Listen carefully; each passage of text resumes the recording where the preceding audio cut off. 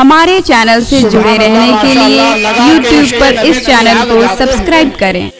लगा के इश्क़े नबी की आग जाते हैं और है जिन पे नींद का गलबा वो फौरन जाग जाते हैं। और सरे महफिल अक्सर मैंने देखा है इनकी शायरी से बदअक़ीदे भाग जाते हैं।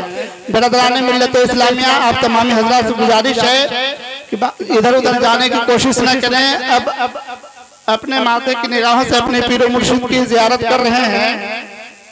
ऐसे पीर की ज़ियारत करना सवाब, ऐसे पीर के बाद बताए हुए तरीकों पे चलना सवाब। तो आप हज़रात से गुजारिश है कि अभी यहाँ कुल शरीफ होगा, फातिहा शिरनी के बाद ही आप हज़रात यहाँ से जाने की कोशिश करेंगे।